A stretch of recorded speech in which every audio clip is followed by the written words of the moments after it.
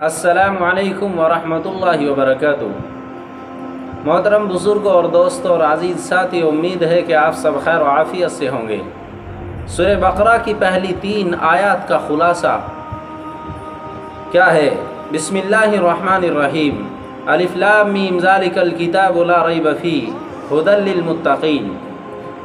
शुरू अल्लाह ताला के नाम से जो सब पर मेहरबान है, बहुत मेहरबान है। अलिफ लाम मीम, ये किताब ऐसी है इसमें कोई शक नहीं, ये हिदायत है उन डर रखने वालों के लिए। मुख्तलिफ सूरतों के शुरू में ये हरूफ इस तरह अलग अलग नाजिल हुए थे, इनको हरूफ मुक़त्तिआत कहते हैं। जो सही बात यह है, इनका ठीक ठीक मतलब अल्लाह ताला के सिवा किसी को मालूम नहीं। ये अल्लाह ताला की किताब का एक राज है जिसकी तहक़ीक़ में पढ़ने की ज़रूरत नहीं, और अक़ीदे या अमल का कोई मसला इनके समझने पर मौक़ूफ़ नहीं। यानी इस किताब की हर बात किसी शक व शुबा के बग़ैर दुरुस्त है। इंसान की लिखी हुई किसी किताब को 100% शक से बालातर नहीं समझा जा सकता, क्योंकि इंसान कितना ही बड़ा आलिम हो, उसका इल्म महदूद होता है, और अक्सर उसकी किताब उसके ज़ाती गुमान पर मबनी होती है। लेकिन चूँकि ये किताब अल्लाह ताला की है, जिसका इल्म लामहदूद भी है और जिसका इल्म लामहदूद भी है और 100% यकीनी भी, इसलिए इस किताब में किसी शक की गुंजाइश नहीं। किसी को शक हो तो यह उसकी नासमझी की वजह से होगा। किताब की कोई बात शुबा वाली नहीं। अगरचे कुरान करीम ने सही रास्ता हर एक को दिखाया है, खा वो मोमिन हो या काफिर। इसलिए इस माने के लिहाज से इसकी हिदायत सब के लिए है, लेकिन नतीजे के एतबार से देखा जाए तो हिदायत का फ़ायदा उन्हीं को पहुंचता है जो इसकी बात मानकर इसके तमाम अहकाम और तालीमात पर अमल करे। इसलिए ये फरमाया गया है कि यह हिदायत है डर रखने वालों के लिए जो बेदेखी चीज़ों पर ईमान लाते हैं। डर रखने वालों का मतलब यह है कि इंसान ये बात हमेशा पेश नज़र रखे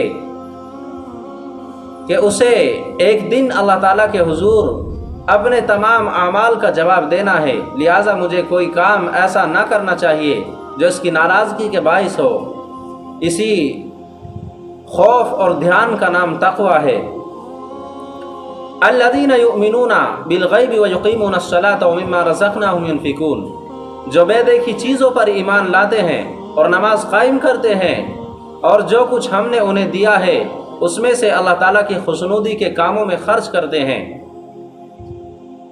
बेदेखी चीज़ों के लिए कुरान करीम ने गैब का लफ्ज़ इस्तेमाल फरमाया है। इससे मुराद वो चीज़ें हैं जो आँखों से दिखाई नहीं देती, न हाथ से छूकर या नाक से सूंघकर उन्हें महसूस किया जा सकता, बल्कि वो सिर्फ़ और सिर्फ अल्लाह ताला की वही के ज़रिए मालूम होती है। यानी या तो कुरान करीम में उनका ज़िक्र है या हुज़ूर अकरम सल्लल्लाहु अलैहि वसल्लम ने वही के ज़रिए वो बातें मालूम करके हमें बताई है। मसलन अल्लाह ताला की सिफ़ात, जन्नत और दोज़ख के हालात, फ़रिश्ते वगैरह। यहाँ अल्लाह ताला के नेक बंदों की ये तारीफ़ की जा रही है कि लोग सिर्फ़ अल्लाह ताला और उसके रसूल सल्लल्लाहु अलैहि वसल्लम के इरशादात पर यकीन करके उन चीज़ों को दिल से मानते हैं जो उन्होंने आँखों से नहीं देखी। ये दुनिया चूँकि इम्तहान की जगह है, इसलिए अगर ये चीज़ें आँखों से नज़र आ जाती और फिर कोई शख्स उन पर ईमान लाता तो कोई इम्तहान न होता। अल्लाह ताला ने इन चीज़ों को इंसान की निगाह से पोशीदा रखा है, लेकिन उनके वजूद के बेशुमार दलाइल मुहैया फरमा दिए हैं। जो कोई शख्स ज़रा इंसाफ से गौर करेगा तो इन बातों पर ईमान ले आएगा और इम्तहान में कामयाब होगा। कुरान करीम ने भी वो दलाइल बयान फरमाए हैं जो इंशाअल्लाह आगे आते रहेंगे।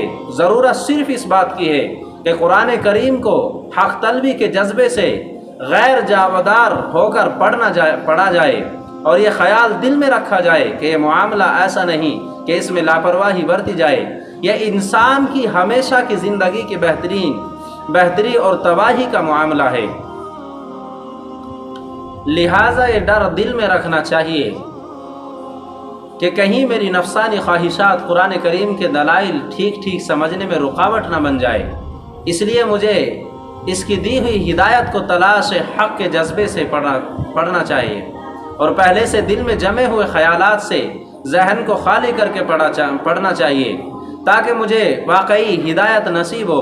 اور یہ ہدایت ہے ڈر رکھنے والوں کے لیے۔ اس کا مطلب یہ بھی ہے کہ جو لوگ قرآن کریم کی ہدایت سے فائدہ اٹھاتے ہیں، یہاں ان کی اہم صفات بیان فرمائی گئی ہیں، اور ان میں سب سے پہلی صفت تو یہ ہے کہ وہ غیب یا ان دیکھی چیزوں پر ایمان لاتے ہیں، جس کی تفصیل گزر چکی ہے۔ ان میں تمام ایمانیات داخل ہو گئے، جس کا خلاصہ یہ ہے کہ جو کچھ اللہ تعالیٰ نے قرآن کریم میں بیان فرمایا ہے، یا جو کچھ حضور اکرم صلی اللہ علیہ وسلم نے ارشاد فرمایا ہے، ان سب پر ایمان لاتے ہیں۔ اور دوسری چیز نماز قائم کرنا بیان کیا گیا ہے، جو بدنی عبادتوں میں سب سے اہم ہے۔ اور تیسری چیز اپنے مال میں سے اللہ تعالیٰ کے راستے میں خرچ کرنا ہے، جس میں زکوٰۃ صدقات آ جاتے ہیں، جو مالی عبادت ہے۔